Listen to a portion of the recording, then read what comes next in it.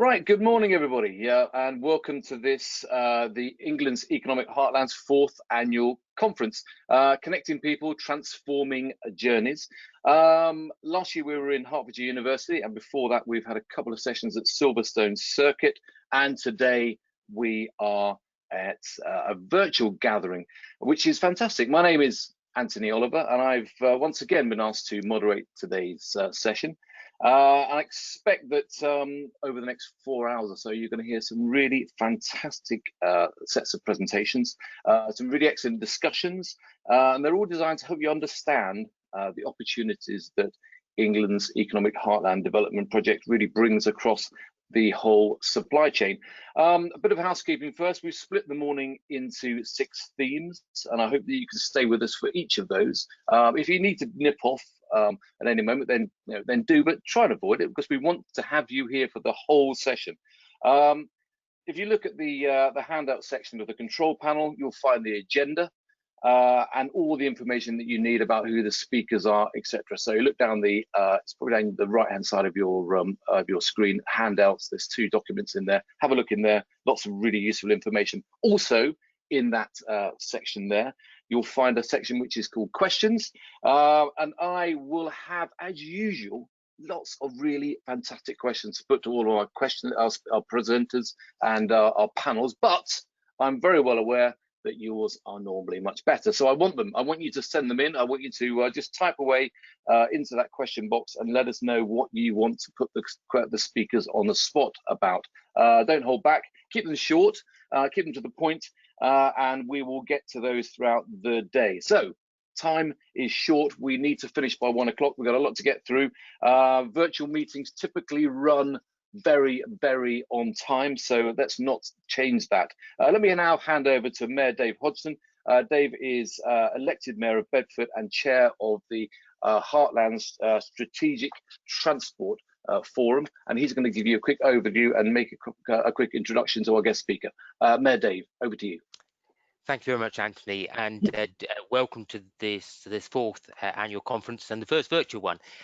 It's a pleasure to be here, and a particular pleasure to invite our minister to speak, Minister for Transport, Baroness Vere. I'm very pleased you've managed to find the time to address us at short notice at the beginning of the conference. So I'm going to hand straight over to Baroness Vere, Minister at Department of Transport.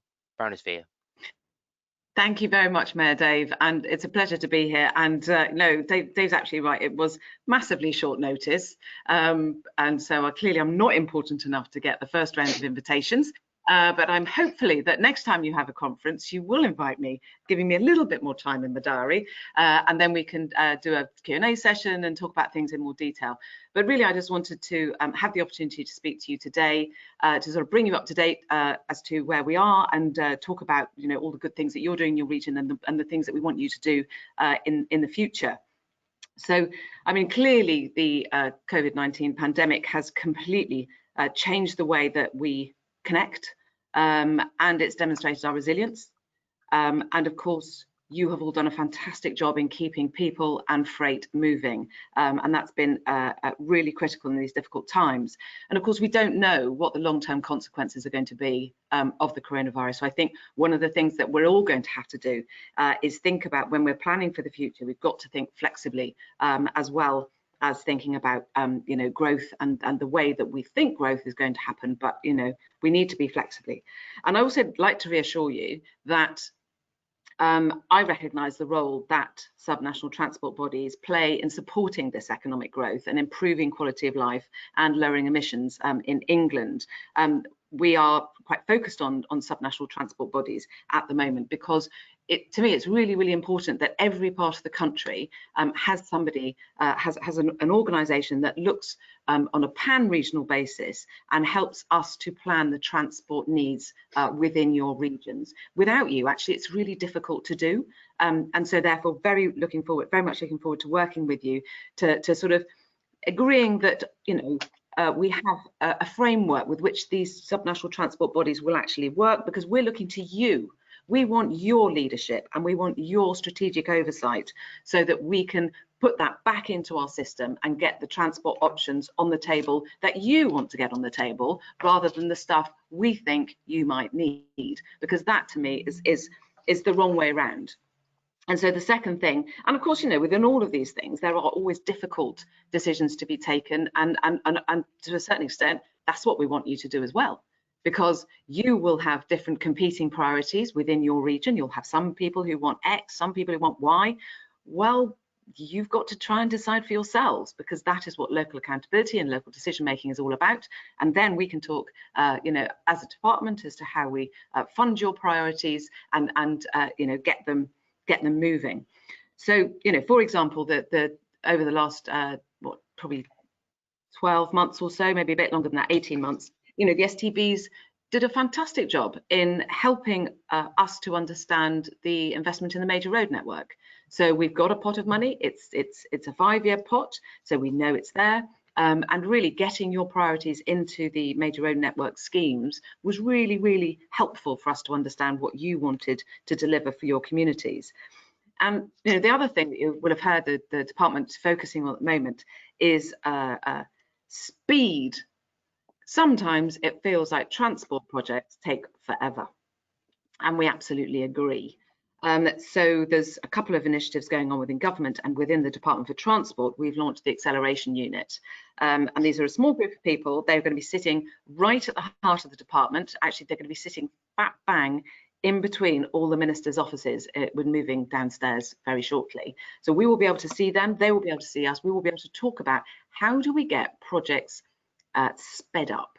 So to the extent that you've got any thoughts about that, be really happy to hear from you about that. Issues that you find locally, it's like, oh, this took probably 6 months too long.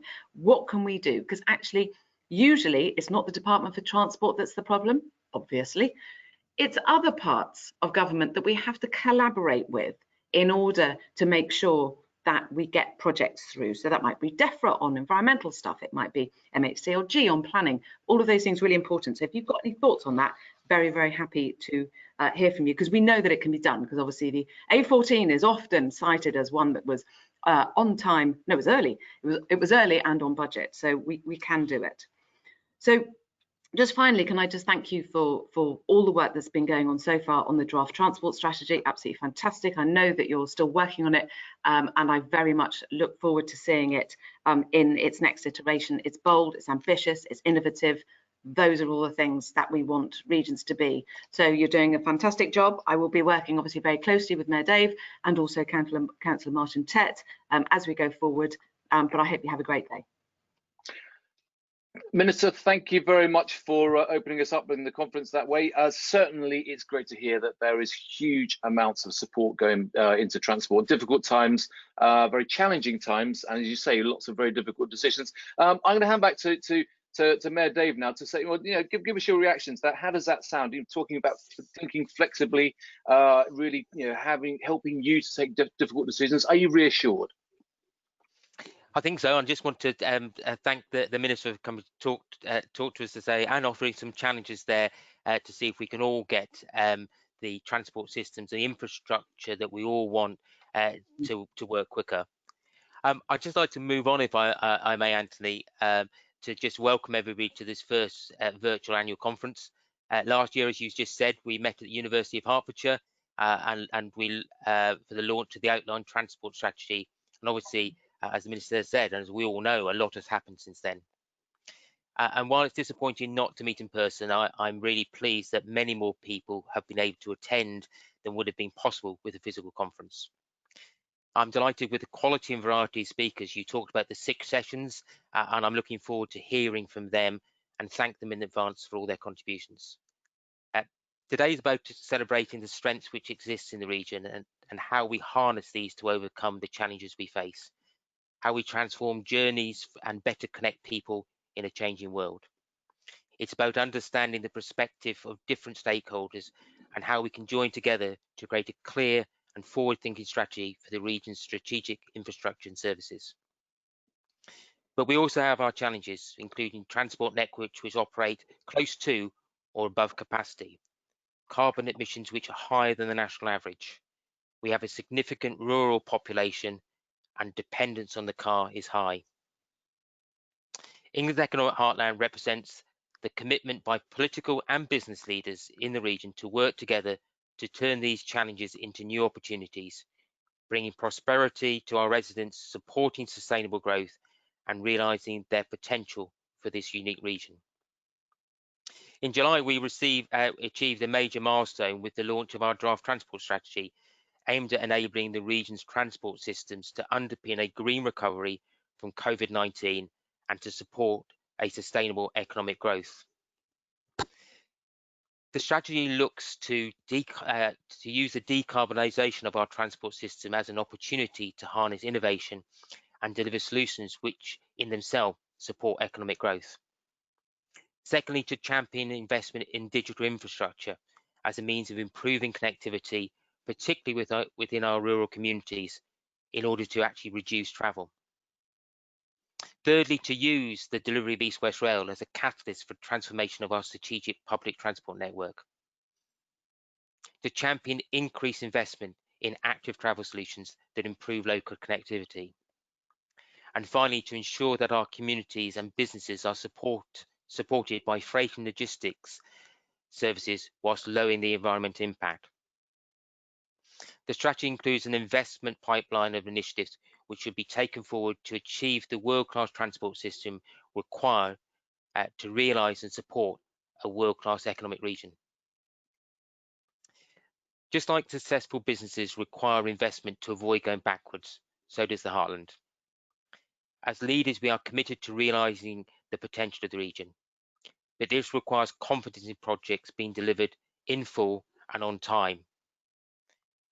And we're committed to working with government and other partners to bring confidence to investors, accelerate delivery, and to get things done. Responses to the transport strategy consultation so far have been very encouraging, whilst also raising a number of important issues for consideration for the final transport strategy to be published in 2021. Now, today's conference allows our speakers and delegates to explore how that is to be done.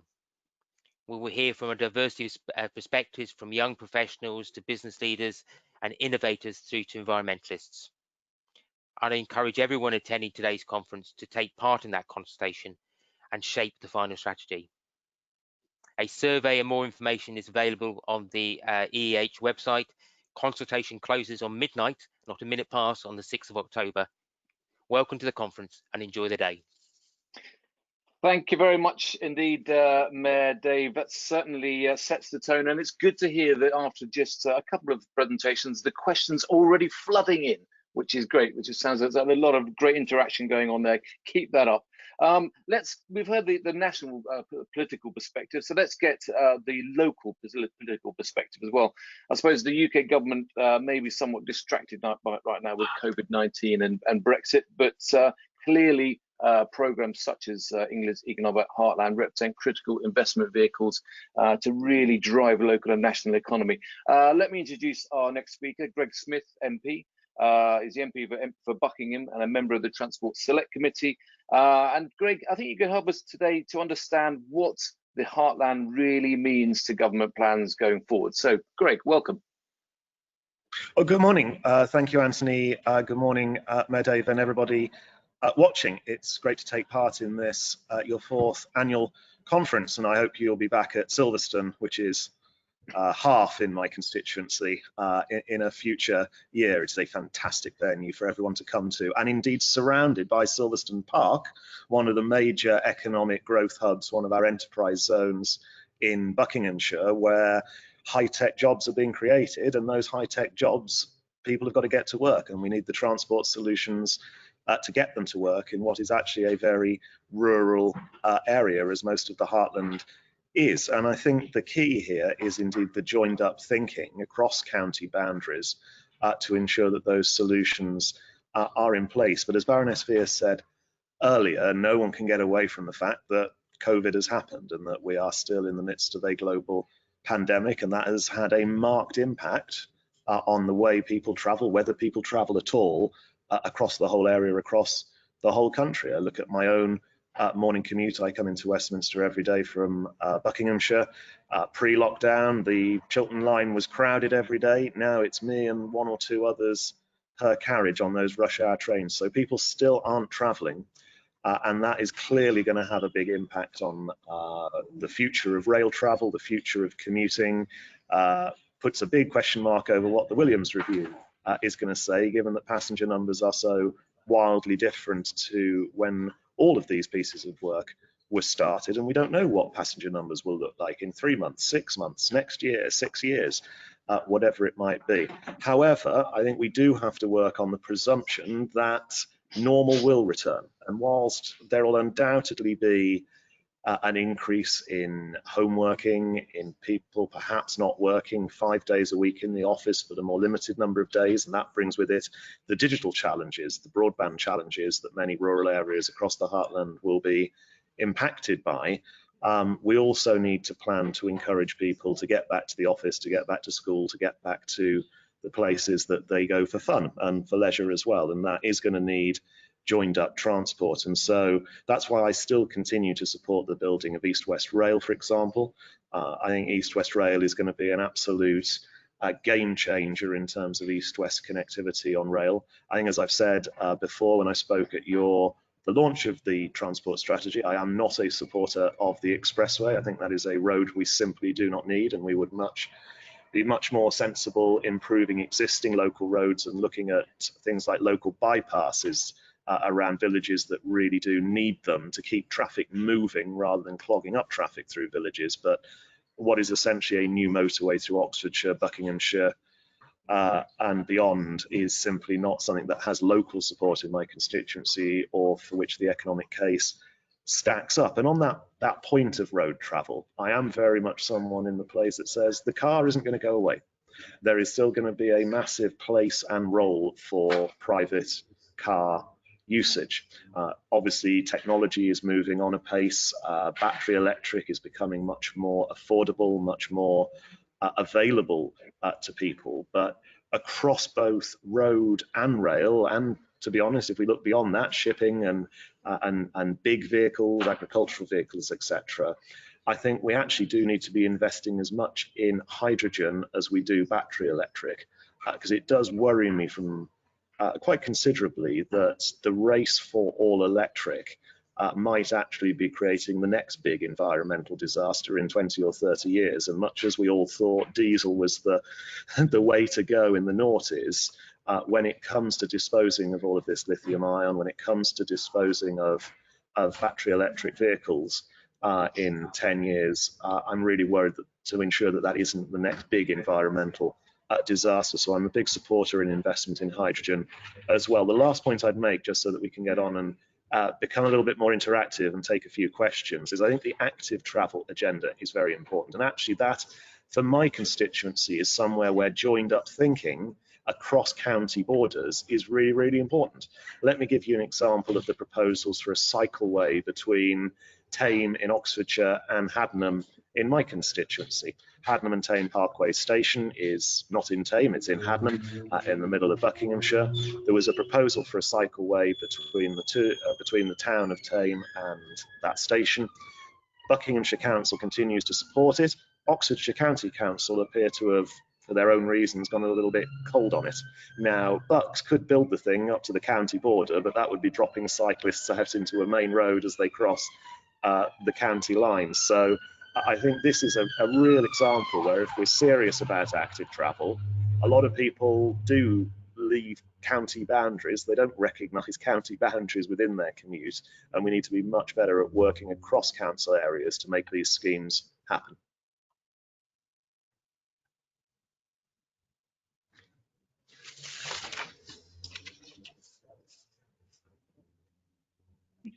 I'm muted again. Thank you very much, Greg. That's a great start to the conference there, and certainly has generated quite a lot of questions, particularly around the issue of your reiteration of the expression of no need for the expressway.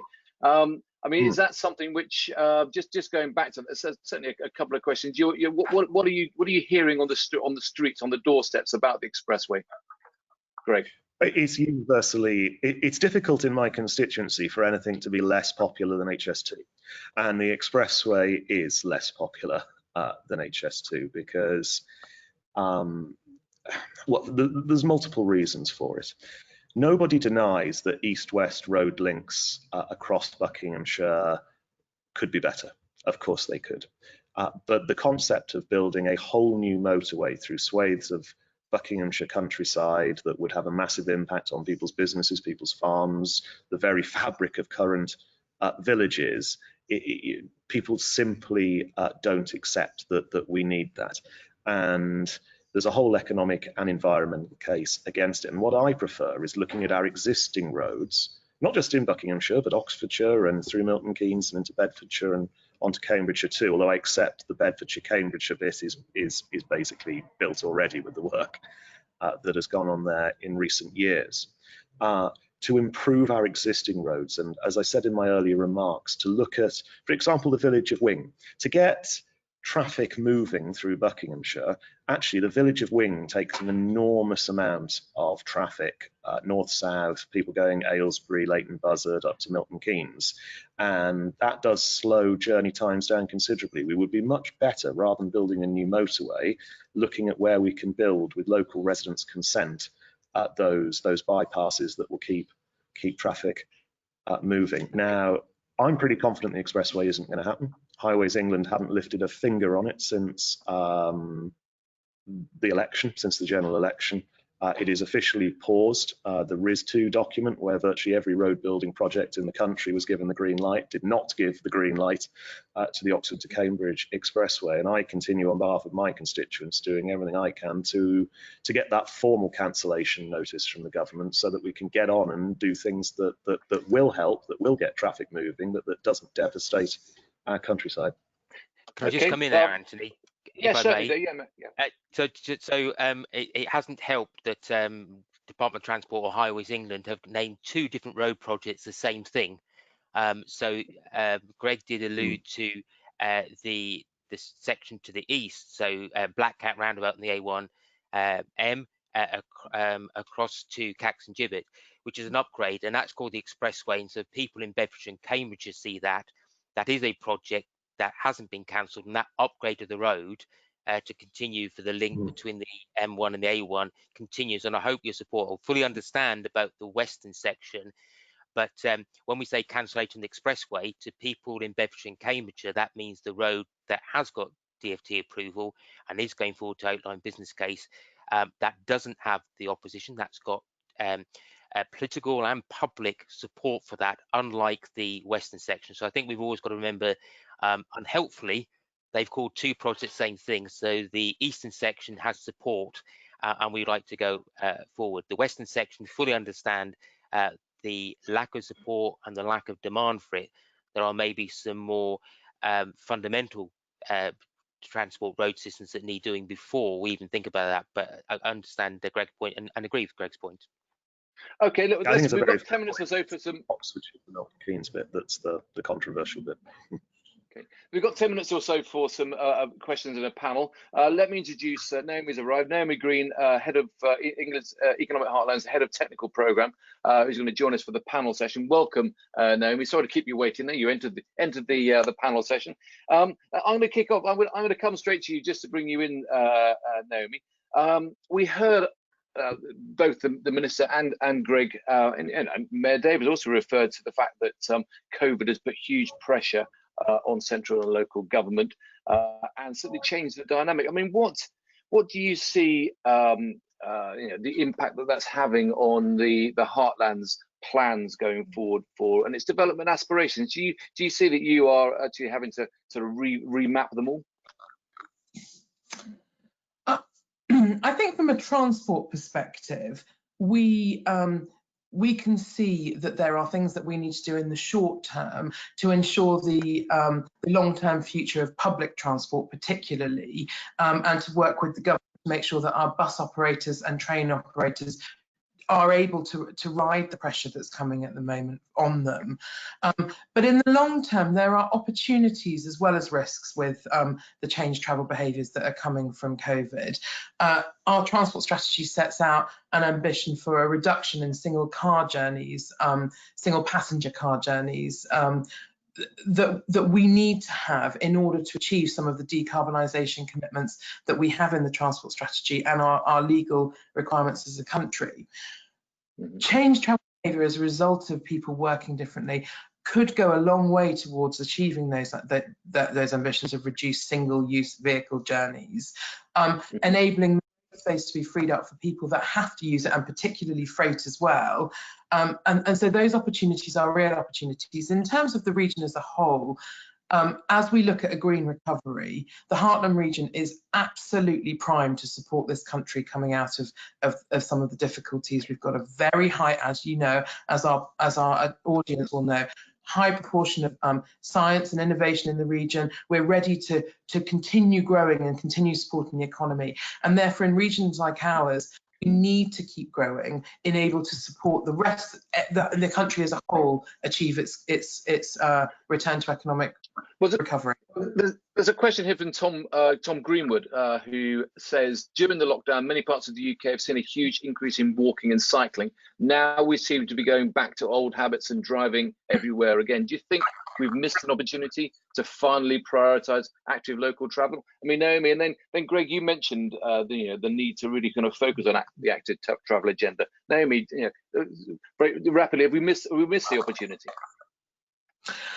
Well, I think actually the government has put a huge amount of money into walking and cycling during the summer. I appreciate there are complexities with delivering some of the ambitions of that investment, but certainly the ambition is there. It's about individuals being able to prioritise walking and cycling as part of their daily lives, and also putting the infrastructure where it is needed, as Greg raised. The transport strategy puts a really firm emphasis on walking and cycling.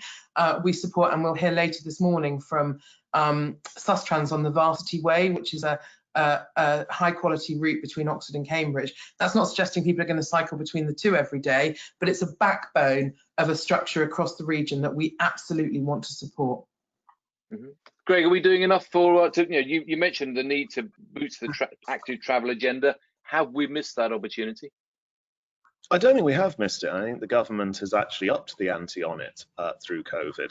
And I'd say two things, really. The first is that actually, from correspondence I get from constituents, from talking to constituents, when I've done various visits over recent weeks, the evidence is that more and more people are cycling and are walking. Now, there is a limit to that within a rural setting. I represent a 335 square mile, predominantly rural constituency, and so there is a limit if you live in Buckingham and you work in London as to how far you could walk or cycle to work. But there is definitely that willingness among people to see if they can cycle or walk to a train station or to their nearest transport hub or whatever it might be.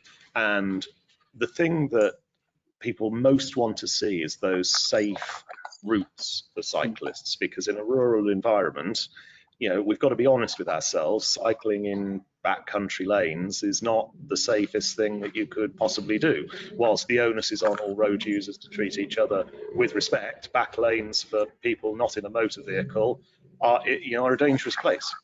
And so we've got to build those cycleways. The one from Wadston into Aylesbury has been an enormous success.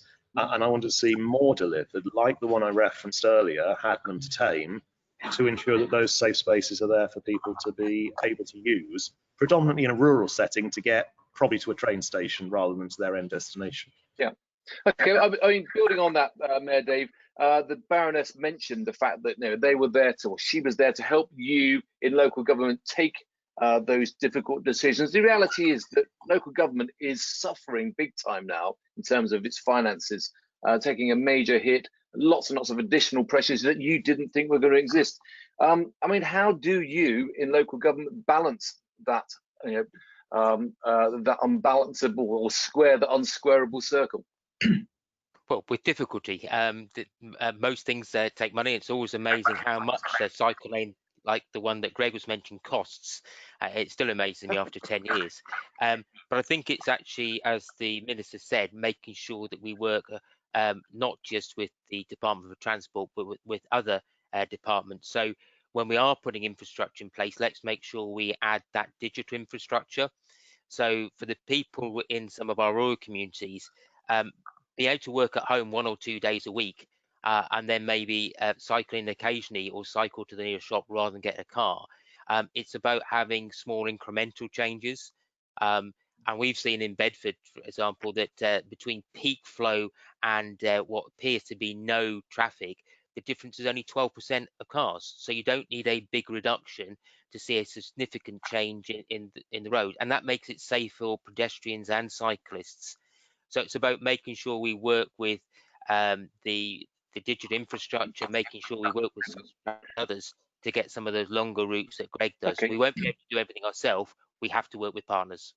Look, let me move that on and put another question to Greg and to Naomi that's come in here, and it's about this kind of engaging the private sector, because of course business is at the heart of the economic growth.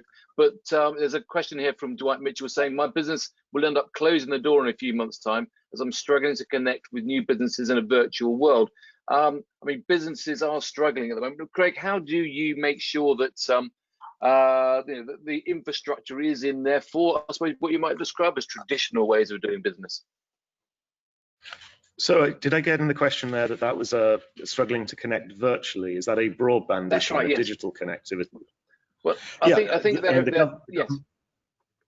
The government is clearly committed. We had in our manifesto the rollout of gigabit broadband to the hardest to reach areas first. That is something that I've been pushing the Department of Culture, Media and Sport on very hard in recent weeks, because I have a lot of communities where broadband simply isn't good enough to do business. There are communities where broadband is still below 2 megabits. There's still quite a big chunk where it can't get fiber whatsoever, and that gigabit broadband rollout is absolutely critical, along with the shared rural network, to improve mobile signal and mobile data signal across rural areas. That is something I'm pushing on very hard. There is a little bit of a delay in the gigabit rollout and the 5G rollout, which is linked to the national security concern around Huawei.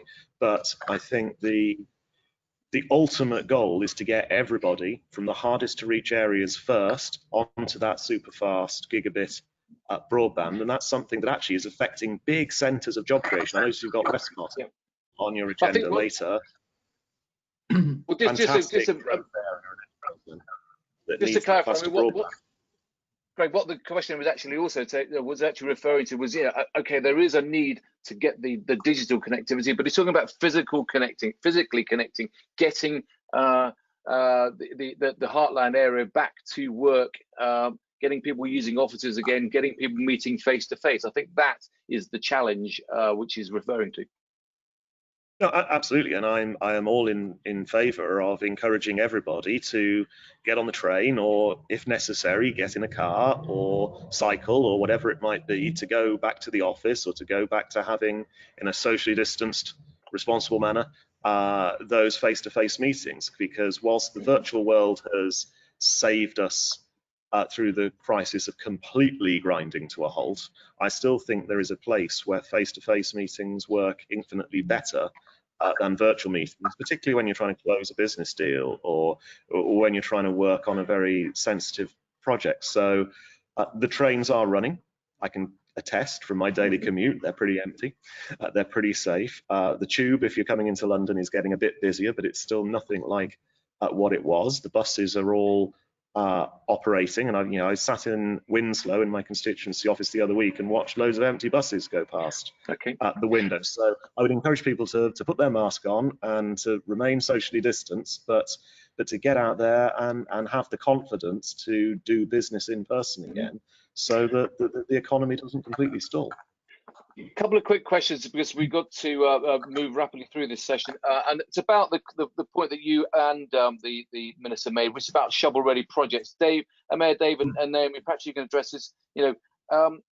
There's a question coming here about they're surprised that they were surprised that you thought cycle projects were so expensive, Mayor Dave. But there's a view coming. That was from Graham Smith. Llewellyn Morgan says basically, we've estimated that just building Oxford's cycle infrastructure would be around 150 to 200 million pounds, assuming similar levels across the UK cities and towns. We need somewhere between 10 and 15 billion. Why don't we divert the road building fund to cycle infrastructure? So there's ideas around where the money's going to come from. But what's your view on shovel-ready projects? How do you 200 million get these projects going? Yeah, 200 million for a cycle project is not the money the councils have, Oxford or Bedford. So we are submitting to the spending review, and Naomi will maybe add to this some packages that support the planning, development and implementation. So there are, and this is one of the things that the English Economic Heartland, the forum does, is look at these projects that will help the region's infrastructure and that are shovel ready, and that's the stuff we do. Encourage and support councils and groups of councils to make sure we can get those projects closer to shovel ready. So when we put them to the department, they're actually closer to being there. And if councils, transport authorities haven't got those, we'll support them and say, how do we get it closer to do that? How do we get the planning applications? How do we get all the stakeholders on board? And how do we make that work quicker? And there are projects, I'm thinking, all councils that are shovel ready. Some of them are large and some of them are small, but maybe Naomi can add a little bit to that. Naomi, what have you got up your sleeve shovel ready?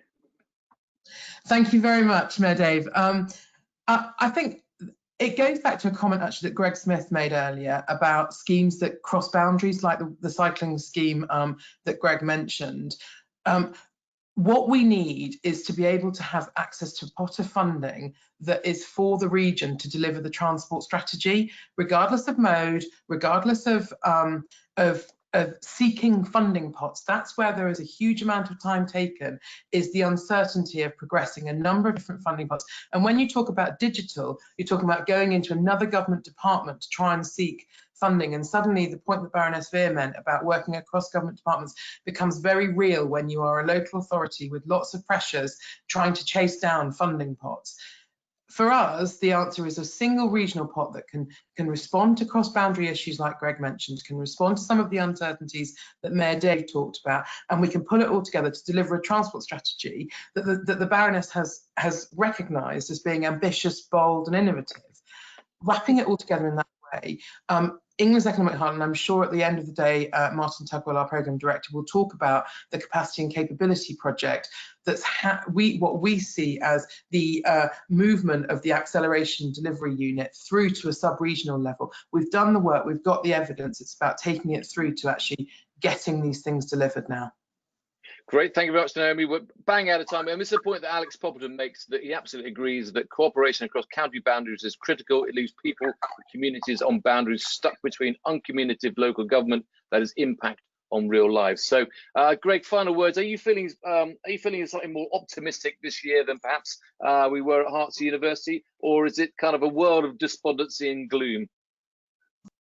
I'm always optimistic. I'm very optimistic. I think clearly COVID has knocked everything over and has changed the way we look at virtually everything in the here and now, but that doesn't mean it's going to be with us forever.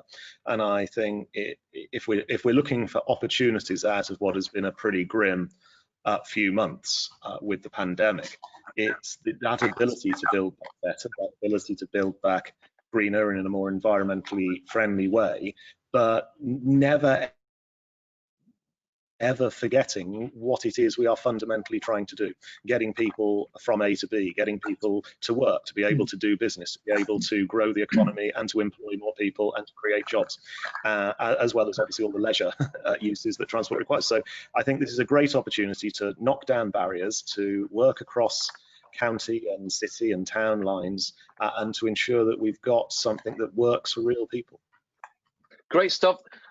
Greg Smith MP, Mayor Dave Hodgson, Naomi Green, thank you very much for joining us for that panel. That brings our theme one to a close. We're going to move rapidly on now, so to our next theme, which is what it means to me. So thanks very much, our panel. Do switch your cameras off and we will move rapidly on. There's loads and loads of questions that have come in, which is brilliant. One of which says, why is Dave referred to as Mayor Dave and when Greg Smith isn't being referred to as MP Greg? Dave needs to consider this. Anyway, apologies for that.